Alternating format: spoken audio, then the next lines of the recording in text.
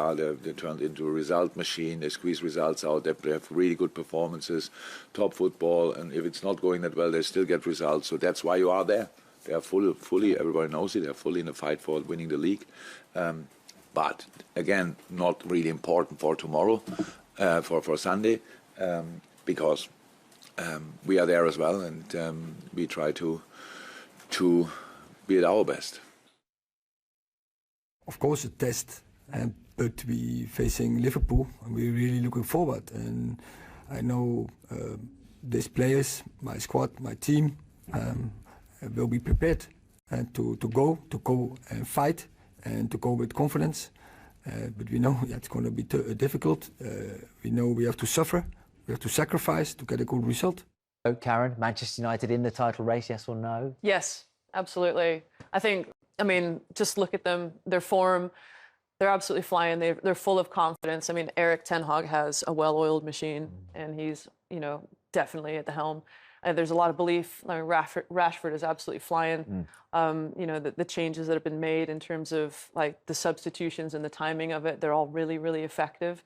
So I think Erik ten Hag is very confident in his strategy and his decision making. And I think especially off the win of the League Cup final, he's got the fans on side, he's got the organization on side, and there's real evidence that what he's doing works. It's a massive turnaround in such a short space of time, isn't it? Like, I know in the middle they had the defeat at the Etihad, a hefty one, but remember this last game between Liverpool, Manchester United at Old Trafford? That was so pivotal for Ten Hag to get the fans on side. It was a turning point, really, considering he'd lost to Brentford away and to Brighton at home before that. And remember, it was a Monday night game, and it was like, I don't think any manager at United history had lost the first three in the league or something. Yeah. It was a crazy start. I remember those. Horrible. And for them to go and win that game and scoring early, I think helped them massively. They had a really good game plan where they forced Liverpool to play long, which worked really well, which shows, again, I think the kind of elite mentality that Ten Hag has, and even that late goal from Liverpool didn't change anything, and that was exactly the kind of performance that they needed at that time to turn their season around. And after that, they've just built on it collectively. The Cristiano Ronaldo issue was dealt very well by Ten Hag and the club, to be fair. And then players like Casemiro, like Rashford, slowly becoming some of the best players in the league. Is there anyone in better form than Marcus Rashford right now? I mean, the confidence is just oozing out of him, isn't it? 17 goals in 19 games since the World Cup, Karen. I mean, it's been. I mean, if you had to ask the question, which you have, I think Casemiro's up there as well in terms of the form that he's been on. But just looking back at some of these clips, I mean, you see Sancho's announced himself as well, and he got back on the score sheet that night. But yeah, he's been unbelievable, Rashford. Like, the form that he was in maybe at the beginning of the season, the transformation that he's undertaken, he is, maybe this is cliche, but he's become the player that everyone hoped he would be, and I think he's just, I want to know what's going on up there. I really, really want to know. This is what he's always done, the pace, you use the pace, and I think they're doing that really well this season. But he's added the heading goals, for example, which was not really his forte before. You see there the stats, the minute per goal. If you look at his expected goals as well, so he's doing much better than the goals that you expect him to score, which is hard to maintain, really, because the gap is quite big between what you expected him to score and why he actually scored. I don't know if you're a big expected goals fan or not. No. I mean, I can go into all sorts of depth with that, but I think what is fascinating as well about how he's changed and his goal threat is the types of movements that he's making. Yeah. To your point, he's running inside, or getting in behind, I should say, but he's also he's become almost more technical than I felt like he was, a few seasons ago, in terms of understanding, getting into tight space, the tight control, but then also, what was it, a run from the outside, inside. Is that Ten Hag? I don't know. It must be, right? Because he just seems so much more confident to take people on, 1v1, 2v1, whatever it is, get across people and make sure that, if he does lose the ball, at least he's fouled. Yeah. He seems a lot more intelligent about his approach. Do you know what I really want to ask you about Marcus Rashford? And I noticed this so many times, particularly this season, and he's done it for years, but he very often aims at the goalkeeper's feet deliberately. Right? You don't see a lot of strikers do that, try and pick out corners top and bottom. And he has so much success with it. I mean, is that a keeper's night? Interesting, isn't it? Because I think a lot of times with him as well, there's not very much backlift.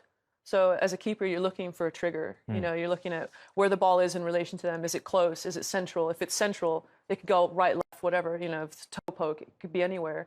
And so it's about that timing as a goalkeeper, like when you hit the set.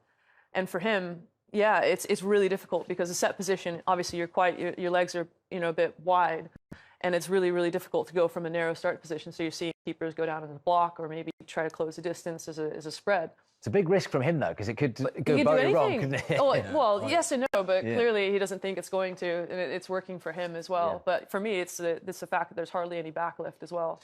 Doing a lot of work with Benny McCarthy, who is the forward coach now at Manchester United, and I think working with Ten Hag and inner structure has helped Marcus a lot.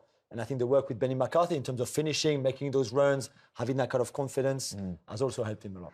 What about Liverpool? Because they're actually now only 6 points off the top four, or off Spurs, I should say, in fourth place. They've got a game in hand on them, and they play Tottenham at Anfield to come. So it's on for them, isn't it? You know, they look resurgent. If you take away the Real Madrid game, you know, and obviously we're looking at their win midweek against Wolves on Wednesday night. How crucial, Karen, is it that they finish in the top four in terms of the rebuild and the recruitment for the summer? It is huge, isn't it? Because, I mean, if they don't get that Champions League spot as well, and if they don't prove that they're kind of changing things around, they're going to have a real difficult time bringing in their targeted players in the summer. And to rebuild that side, it's clearly an aging squad. It's clearly evolving, and it needs to evolve a bit quicker. You know, we're seeing, obviously, Nunez is creating a lot of opportunities, finishing more, but he's a fascinating player. He's pacey, he's unpredictable. You don't necessarily know what you're going to get from him. He doesn't always make the decisions that you think he's going to make, which as a player as well, as a keeper, you think, oh, you're probably going to put it there, and he could scuff it and it could go in. You just don't know what you're going to get out of him. The likes of Salah, obviously, he's playing in a different kind of role, so he's not getting the touches, the services that we're used to seeing him get. Obviously, bringing in Gakpo as well. Yeah. That front three, part of me thinks maybe are they too similar, or are they just really, really different? Like, how are you making them work together as a unit? And Jota's back. And of course, Luis Diaz isn't far away as well. Just finally, because we've got so much to get in. Roberto Firmino, news today that he's not going to sign a new contract. And he was the first piece in that Klopp puzzle, right? I mean, 8 years at Anfield, he's a Liverpool great, and will be remembered as that. Yeah, of course, and a Brendan Rodgers signing. Let's not forget that it's not a Klopp that signed him from but Klopp kind of made it work. Yeah, of course, because Klopp arrived not long after anyway. But I mean, maybe the best sort of forced number 9, or certainly different number 9 than the one we were used to before. We were talking about Haaland earlier. It's so different because he's almost a 10 and a 9 in the same player. It was so good with that Mane and Salah because you just make them play, and the service was great. So they will miss him, and I don't know if you can go and find a similar player. No. There's not many. Great signing for someone, 31 years old. You can imagine him going to Bayern Munich and scoring 30 goals a season. There's more good years in him. For sure. Yeah. But let's move on and talk about Chelsea against Leeds. Let's hear from Javi Gracia, but first, Graham Potter. Well, it's always the approach, but sometimes these things happen in football. I mean, the Premier League